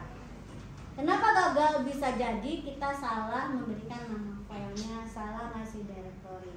Nah, agar program kita tidak hang, maka si sistem Javanya compilernya kita pakai ini ya, exception handling.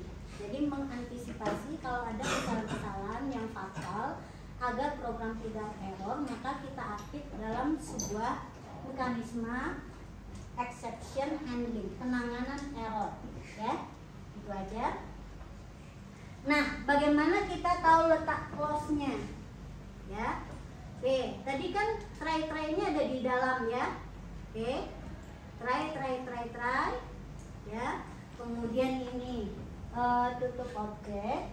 Nah, kita tahu nih, tutup ini adalah setelah semua proses pembacaan selesai. Nah, berarti close-nya di sini, ya.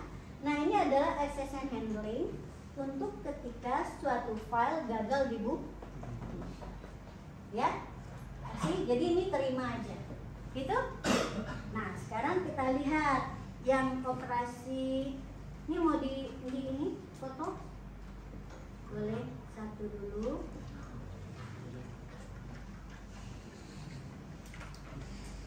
Ya. Oke. 2 halaman ya. Satu lagi ini.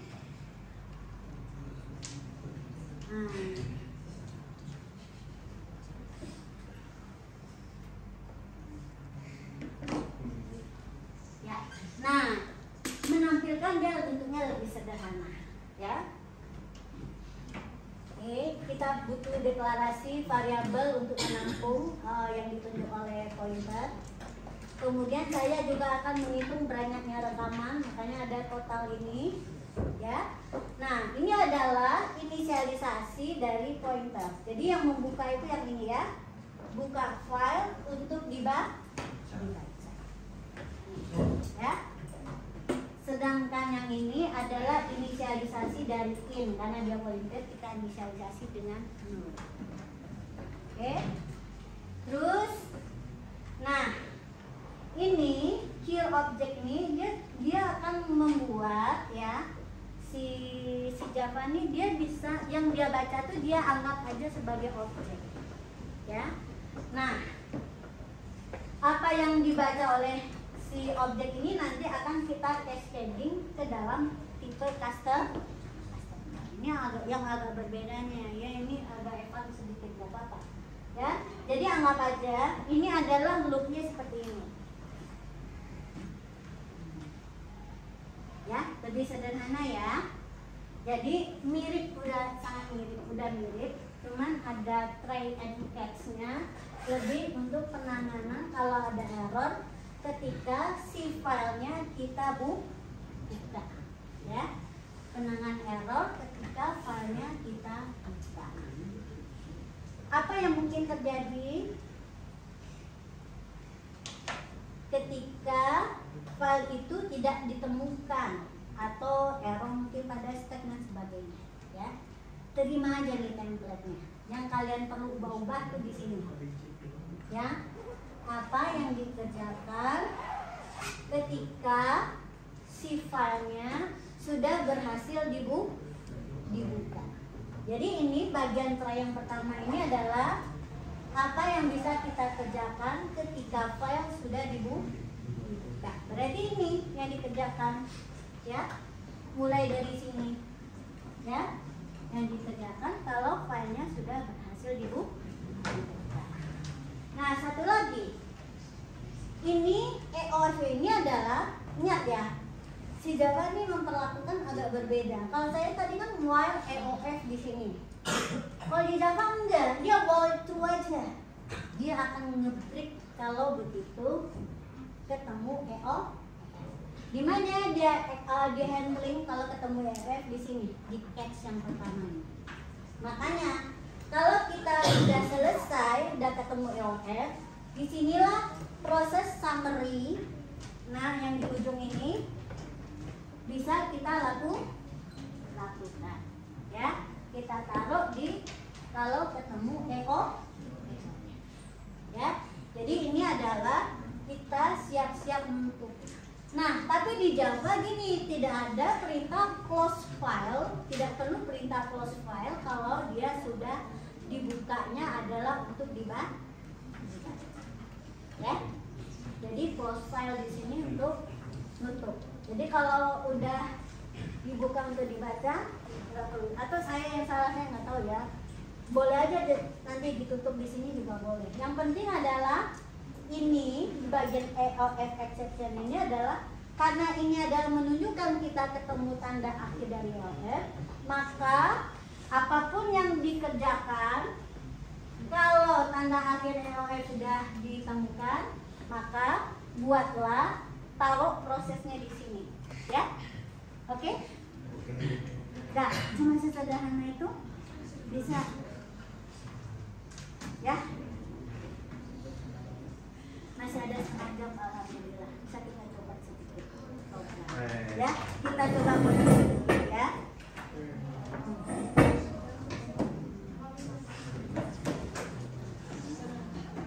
Caranya gimana?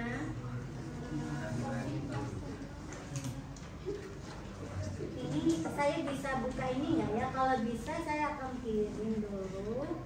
Nanti saya kirim filenya ke. Tapi kalian nggak bisa juga buka Javanya. Kalian lihat aja ya. Nah, lihat aja. Oke. Oke. Nah ini, ya. Saya kopikan dulu main filenya ke sini. Jangan lupa kalian create paket baru ya. Create dulu paket baru. Project bukan project. File new paket arsip.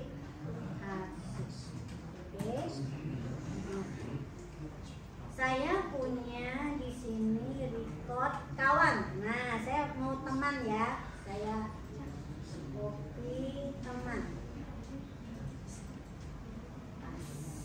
saya mau mengubah main file. Saya hanya copy di sini main file aja. Copy, set, paste. Maksudnya begini, saya mau ya bahwa tipe data saya bukan nasabah tapi kawan. Ya, saya ubah dulu ya. Ini kawan. Oke. Kawannya huruf besar. Oh, teman ya. Teman. Kok jadi huruf besar? Teman. Oke. Kalian boleh sambil ngetik ya, kalau sempat. Oke. Jadi yang arsip ini aja yang perlu. Terus kan nggak ada saldo ya. Kita teman itu strukturnya apa sih? Coba lihat. NRP, nama, alamat, WA. Oke. Ya. NRP, alamat, WA. Oke. Ini nggak ada alamat WA.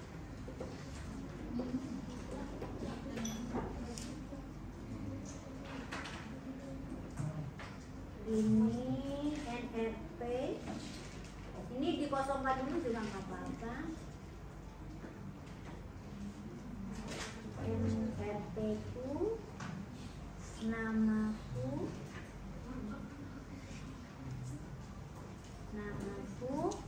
kemudian WA ya.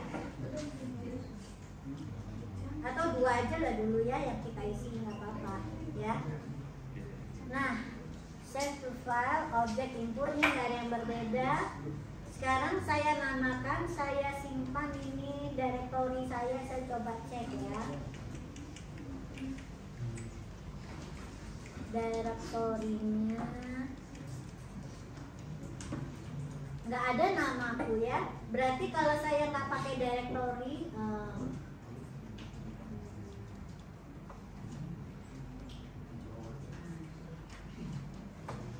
saya bikin directory di sini ya, file, new folder, ya, data misalnya ya, oke. Nah, saya mau nanti dia tersimpan di data itu. Berarti di sini data saja, nggak pakai dataku. Kemudian ini saya ganti dengan teman. Oke. Kenapa ini? Tadi apa namanya ini? Aduh, saya copy aja ini. Oh, Ctrl Z. Oh ya, Ctrl Z.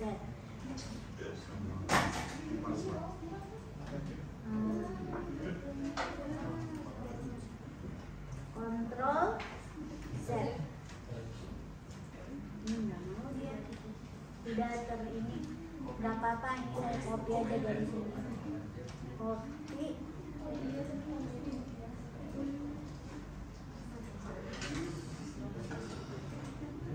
Oke, berarti di sini dataku nggak ada. Ini namanya teman ya, teman. Oke ya, jadi nanti nama file fisiknya nanti kelihatan directory adalah dia ada di directory data, kemudian ada teman. Syaratnya data ini udah ada ya, directory-nya tadi sudah saya buat. Kemudian ini saya akan simpan sebanyak 3 data ya. Saya yang pertama adalah NRP. Nah, di sini saya tadi namanya adalah NRP ku ya. NRP ku. Ya. Kemudian yang kedua namaku kecil. Ya. Dan kalian bisa kopas-kopas aja nih antara try catch ini dengan yang ke bawahnya. Ya. Karena itu adalah untuk membaca 2 buah atribut yang bertipe string. Kalau ada atribut ketiga misalnya WA, boleh. Tapi 2 aja lah yang kita baca, boleh ya? Boleh. Ini kita hapus aja biar nggak banyak.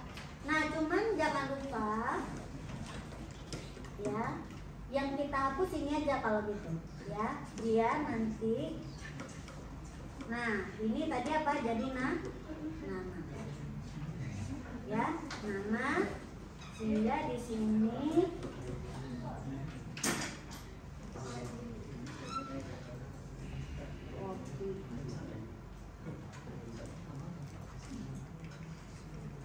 ya. Jadi ini ya, karena masih sering membacanya agak beda, ini namaku ya, namaku. Oke. Nah, jangan lupa kita bentuk dia, konstruksi dia ke dalam tipe nasabah dengan kita beri nilainya masing-masing. Tadi NRP ku ya, kemudian namaku huruf kecil. Terus yang untuk record berikutnya apa? Kita isi aja dia dengan string kosong misalnya gini 00 misalnya ya. Tadi juga ada alamat ya, kita kasih XXX. Oke? Ya. Terus R-nya udah belum ya didefinisikan? R teman ya. Di sini tadi, oh ini di B ya.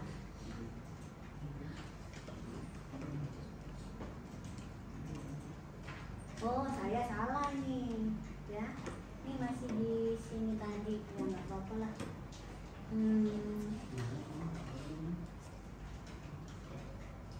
Berarti saya nulisnya di sini nih tadi. Oh nggak benar ya, di sini ya, di main plan. Oh ya udah benar ya. Terus tadi di sini kenapa salah? Cannot.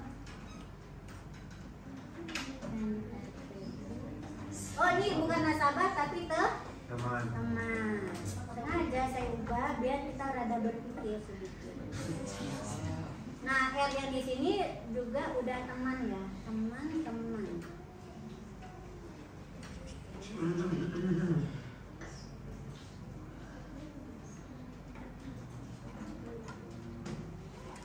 Teman itu tipenya apa, kita harus lihat dulu nih, benar nggak?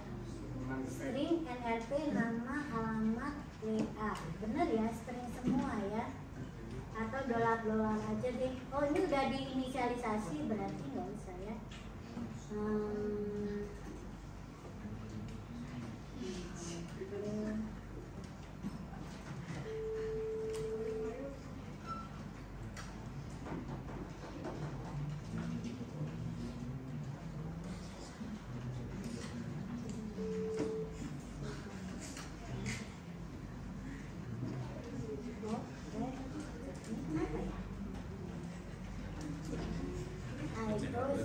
Nah ini jadinya teman.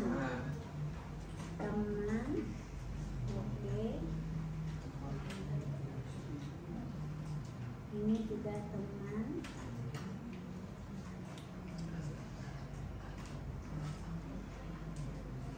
Ini R teman. Ini di dulu, di create variabelnya. Ini NRP ya. Nah ini sudah diubah nanti ya.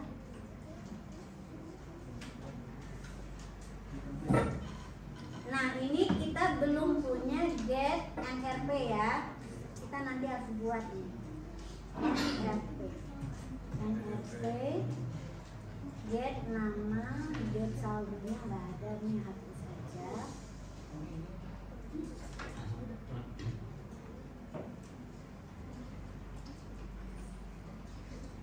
Ini kenapa di error? Karena belum ada di sini getnya. Oke, coba kita cek. Nah ini kan belum ada.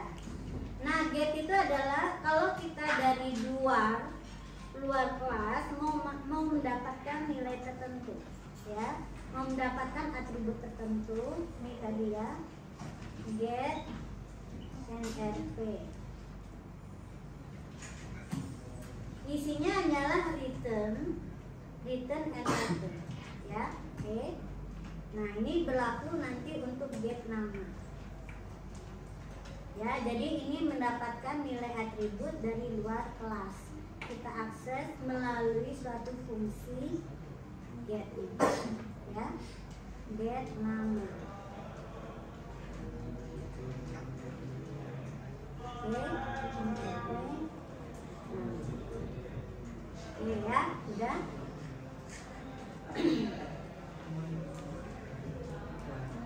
Ini view filenya udah oke. Ini nasabnya teman ya, teman.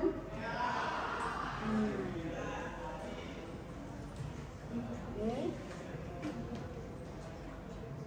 Oh, ini nggak usah, ini saya hapus dulu aja. Oke. Ini file text-nya saya hapus saja dulu. Ini salin filenya bisa hapus saja dulu. Ya, dah. Nah, ini kan cuma dua ini nih yang ribet. Nah, ini teman.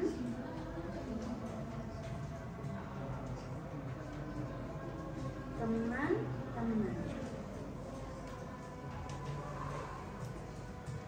Oke, terus ini adalah kita panggil base set to file.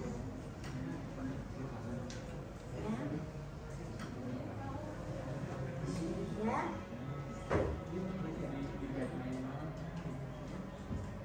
Nah, ini saya tulis. Ini nggak usah dulu aja. Oke. Base set to file. Lalu apa berikutnya?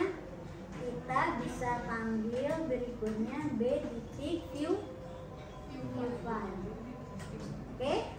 Nah, ini secara sintaknya sudah dapat. Nah, cuman ini tadi ada yang error di sini. Ya. Read line.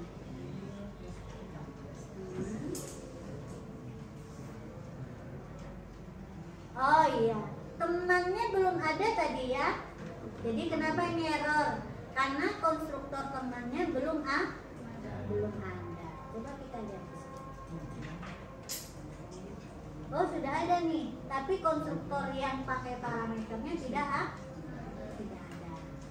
Ya. Kita coba copy dulu ini, copy. Ya. Nah, kita buat konstruktornya. Ini nggak usah pakai pabrik ya. Nah, ini kita coba buat konstruktor yang 2 parameter aja, ya. Oke, yang 2 parameter misalnya di sini adalah string r, string s. Oke, 2 parameter berarti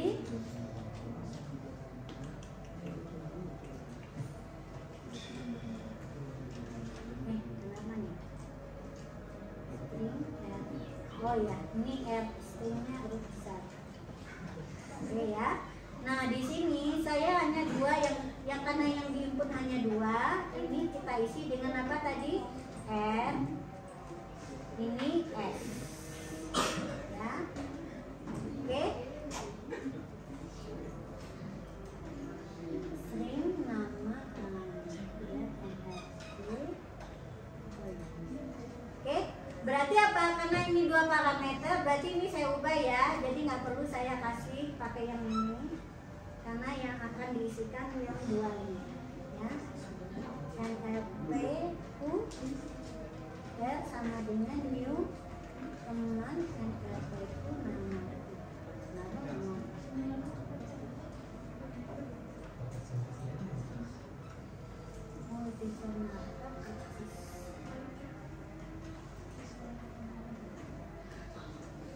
Oh, nasabah lagi ya. Padahal udah diubah. Ini dia kayaknya mengakses ke file nasabah. Coba saya lihat dulu. Ini udah paketnya udah benar arsip.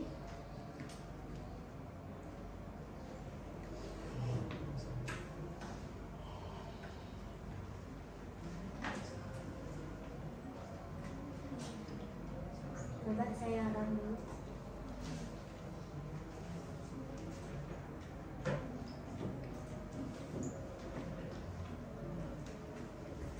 New teman NRP itu nama aku ini udah benar ya.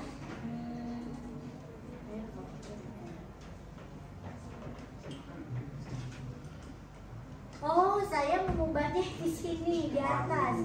Harusnya di teman yang di sini ya. Bukan, makanya dia masih nggak kenal. Saya copy aja deh. Copy ya. Nah, oke. Iya, udah nggak fokus kita. Iya, jadi tadi salahnya kenapa? Karena konstruktor yang ini belum ada. Kan dia yang diarsip. Oke, coba kita lihat. Itu kan soft ya. Udah soft ya. Oke, sebenarnya masih ada error, saya sengajain error dulu.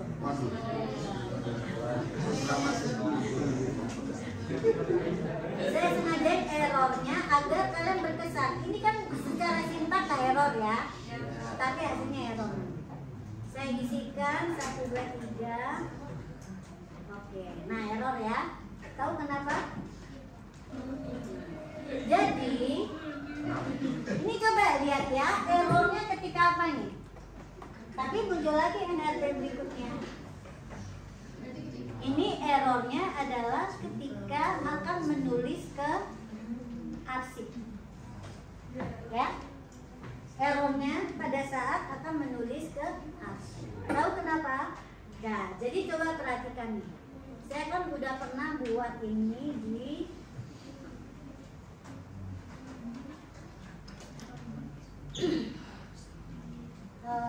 ini AP2BA. Ini di arsip sini aja ya. Kalian perhatikan, sini kan tadi file nasabah. Ya, lihat ini. Ada yang harus ditambah. Nah.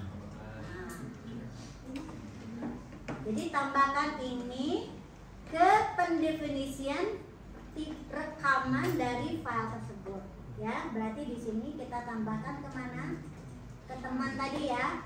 Nah, di sini taruh. Oke, pas. Nah, sekarang coba kita run lagi. Ya, kita run lagi.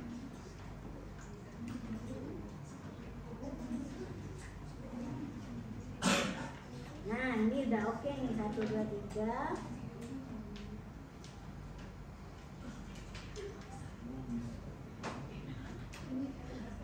Nah, errornya pada saat view file, ya. Nih error. Nanti tinggal dilihat. Tapi apa? Kita lihat, benar nggak dia udah sukses nulis? Kita lihat mana filenya dari directory. Tadi dia di data ya. Tidak sukses dia tersimpan filenya. Makanya pada saat di open dia gagal. Kenapa begitu? Kita lanjutkan pertemuan depan. Ya, sebetulnya tapi saya udah punya ya. Kita coba run yang ini, yang sudah pernah jalan ya, main file nih. Saya coba run. Ini yang dari dulu ya, yang dari tahun yang lalu.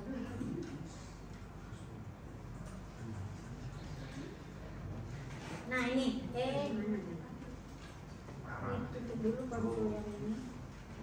Ya, saya jalankan yang sini. Editor doesn't contain my file. Oh, ini kok ada my file? Ini nggak ada pertama coba yang di sini.